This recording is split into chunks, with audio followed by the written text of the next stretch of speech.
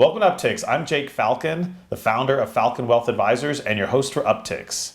Today is our 53rd episode, Advanced Planning with Matt Johnson.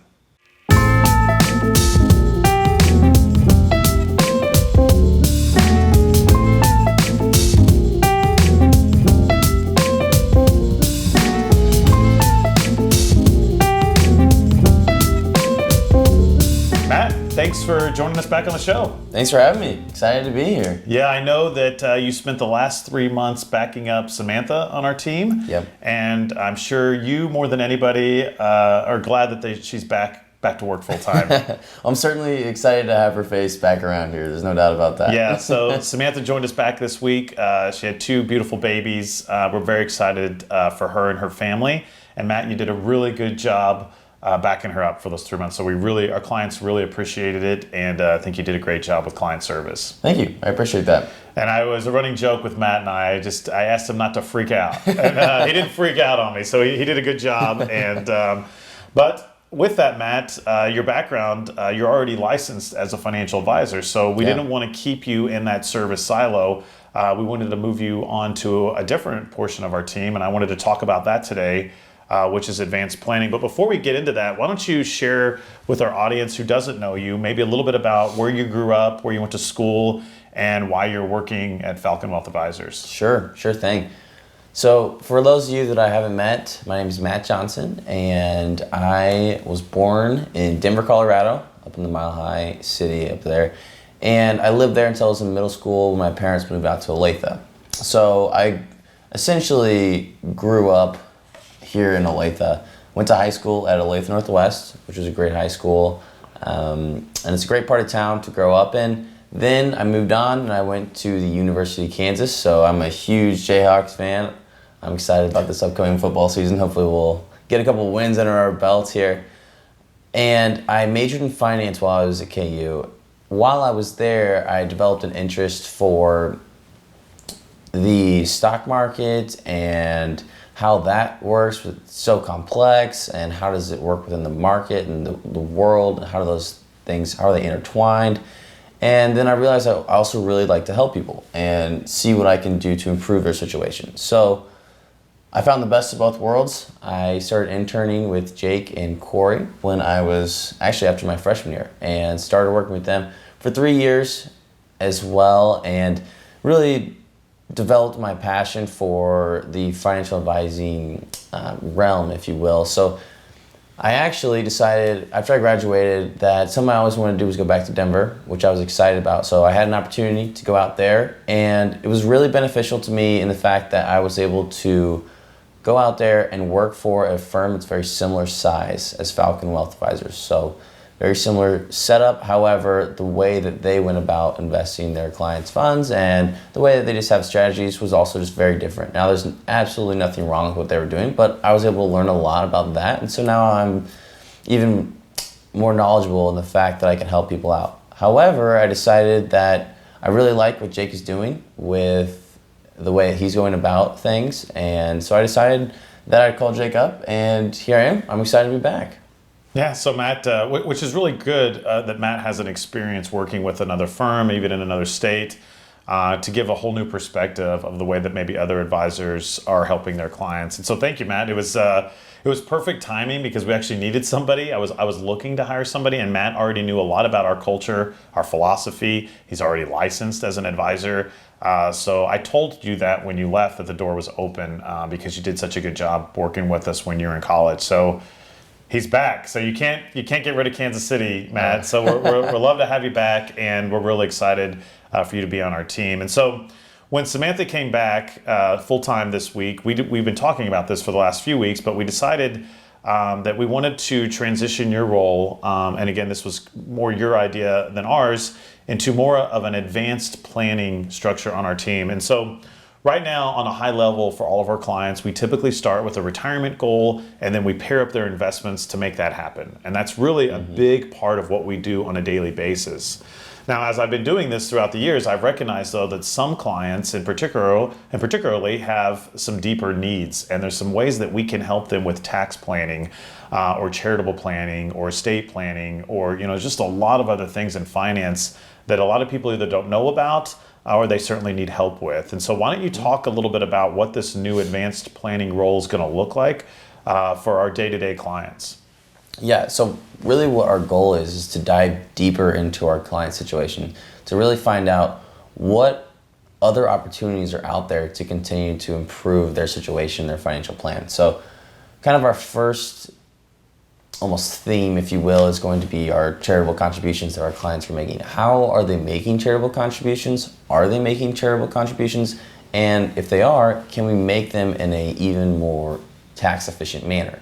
And so what we're going to be looking at is things like qualified charitable donations. So that's someone who is 70 and a half and they have a required minimum distribution. Can they take those funds and directly donate them to the charity they're looking to donate to?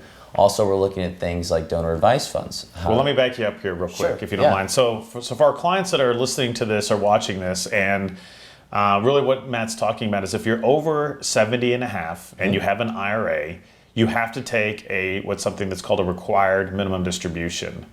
Now, traditionally, clients may have itemized their taxes and been able to deduct, donations to their church or their favorite charity or whatever that may be.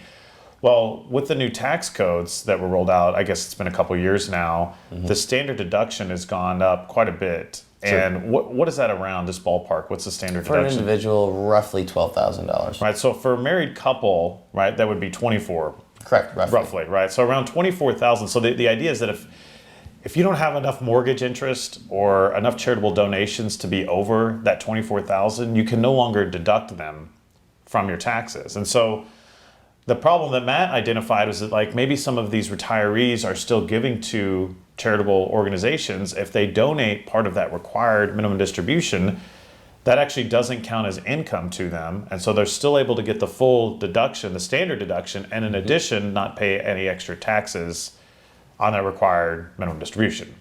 So I know it's a mouthful there, it's a lot, but so what Matt's talking about in his theme is that basically myself, Corey, and James, we meet with all of the clients, and Matt's basically putting in our packet a question to ask all of our clients, what are you doing with your required minimum distributions? And if you are donating some to charity, we might look at doing that directly to help your tax situation. Now, there's a big disclosure here. We're not claiming to be CPAs or tax advisors. That's not what we're saying. We're simply looking at strategy and looking at solutions to help lower that tax column down the road. You always want to double check this with whomever's filing your taxes, just to make sure that everything was handled appropriately. Exactly right. Yep. Good. So that's one section of our clients now. So for everybody 70 and a half, this is what we'll be talking about. Yes. What about all of our clients that are younger than 70 and a half? Maybe give one quick strategy on Sure. what we're looking at for that. That's a great question. So another strategy that we're looking at is actually utilizing what's called bunching. And so typically what happens is they've raised the standard deduction and those itemized deductions aren't going to outweigh that standard deduction. So one strategy that's actually gaining a lot of popularity today is bunching. And what that is when you take your charitable contributions for multiple years and you bunch those together and then you contribute. And so what happens is your itemized deductions for your charitable contributions is going to outweigh, potentially, depending on the amount, of course, your standard deduction. And so what we can do is we can also utilize what's called a donor advised fund. Now that fund is going to be tax efficient in a manner that when you donate to that donor advised fund, that's going to be able to grow tax free and to a larger amount, and you can give that to the charities you're looking for. Right. So it's really beneficial to both parties because they could potentially be getting, the charity could be receiving a higher amount and potentially, depending on investment returns, obviously, and then also the client has the opportunity to be in a tax efficient manner while giving to the charities. So. Yeah, no, that makes a lot of sense. So let's talk about real world. So let's say, in this example, somebody's single, right? And let's say they typically give $5,000 a year to their church, okay? Sure. And let's just say, to make it simple, they don't have a mortgage or anything else to deduct.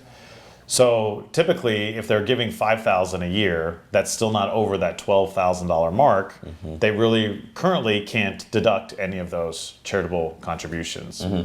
But what you're suggesting is maybe that we take 15,000, so we take 3 years worth of, charitable contributions and put that in a donor advised fund. That would put them over the limit. So $3,000 of those charitable contributions would be deductible this year. And then they would stay in the donor advised fund, so they could still give their church only $5,000 a year, or however they wanted to space it out. But they would actually be able to get to deduct some of their charitable, givings versus not being able to deduct any of it at all. Exactly right. Right. So again, this is just a strategy that's been out there the last couple of years. Like Matt said, it's gaining a lot more popularity because people still definitely want to give, but they want to get a tax break for it, right? And it's a good way to help lower your taxes, which ultimately we think will help your financial plan and just make things that much better for you and your family in the future. Yeah, exactly right. Yeah, so these are a little bit more complex. That's why the nature of it is advanced. So the idea is that Corey, James, and myself will be rolling this out to our clients. If we have a more unique situation that comes up, we'll bring Matt in, and Matt will do all of the research and digging around and help us really explain the strategy in a way that our clients can understand. And then we'll pair that with your tax advisor just to make sure that everything looks good on them, get them to sign off on it, and we'll implement it. And we've actually started to roll this out slowly here this week, and we're already seeing some ways that we can really help impact some of our clients' lives, which is very exciting to us. I agree. Yeah. So that's Matt. So Matt's going in a little deeper on the advanced planning, and we're excited for that. So Matt, as part of that, you're also going to be starting to write a blog. Why don't you talk a little bit about that? Sure. So my blog is going to be diving deeper into the strategies like we talked about today, so that people can read about it and really be able to digest what we're talking about here, as well as share it to their friends and family who might be looking for strategies to help them in their own financial plans. So keep a lookout for it. It's going to be able to really help simplify these strategies for you, because they're obviously pretty complex strategies. Absolutely. So our goal is to simplify them and just explain to them and give people ideas to help with their financial plans. Right. So you'll be able to find Matt's blog on our website under falconwealthadvisors.com under the content section. We'll also be rolling that out in our subscriber email that comes out every Tuesday morning. So if you aren't currently subscribed, you can certainly go to falconwealthadvisors.com, click on that content page, and there's a subscribe now button. Simply just put in your email, and we'll make sure that that new blog rolls out into your email every Tuesday. Yeah. Thank you, Matt. So now moving on to maybe a little bit more fun section of our program here is I started this Bird of Prey lightning round, sponsored by Falcon Wealth Advisors. And so what we have here, Matt, if you want to play along with me, there is no prize, right? So there's no prize for playing along here. But what I do is I do a rapid fire 10 questions in 60 seconds. And I just want to get Matt's initial thought on all of this.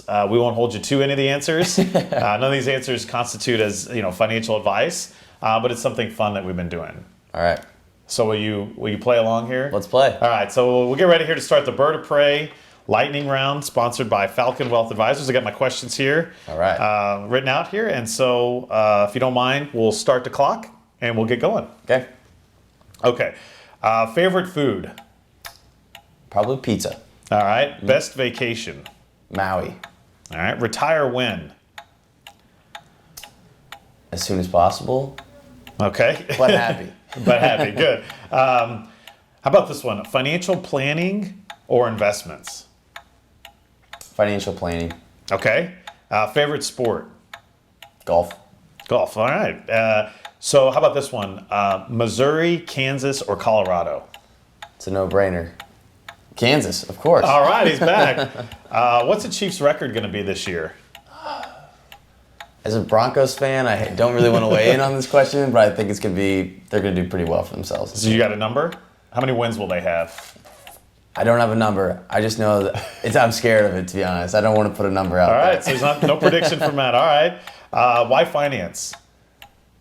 Finance, because it's ever evolving and it's interesting. It's not as bland as some people think on the inside. Once you dive into the details, there's so much to learn. All right, stocks or bonds? Stocks.